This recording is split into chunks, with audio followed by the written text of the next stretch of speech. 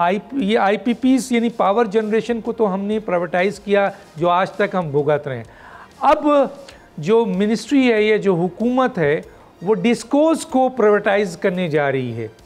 तो ये जो डिस्कोस को अब प्राइवेटाइज़ करने जा रही है, तो क्या आइंदा 10 साल बाद हम खड़े हुए रो रहे होंगे, पीट रहे होंगे अपने आप को? सर देखिए, मेरा इसमें एक नुक्ता नज़र है। मैं 2 साल तक इस महकमे का सेक्रेटरी रहा हूँ और मैं बड़ी शिद्दत से इसमें फ़ील करता हूँ कि जो डिस्ट्रीब्यूशन है, यकीनन उसमें बड़ी ख़राबियाँ हैं।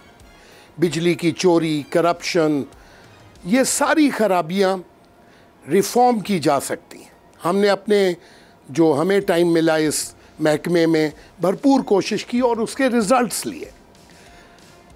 इसकी पॉलिटिसाइजेशन को रोका जाए, इसके अंदर मेरिट और लॉ की हुक्मरानी हो, तो क्या वजह है कि ये इदारे रिफ़ॉर्म ना करें। मेरी नज़र में प्राइवेटाइजेशन, हम लोग समझते हैं शायद हर चीज़ का हल प्राइवेटाइजेशन है।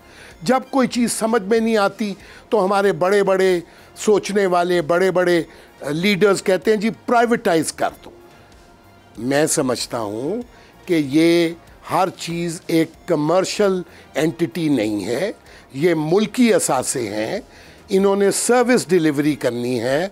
आप इनको रिफॉर्म करें, ना कि ये कि इनको प्राइवेटाइज़ करके इनको भी इतना महंगा कर दें या इस शोबे को इतना महंगा कर दें कि लोग और पिसते जाएं।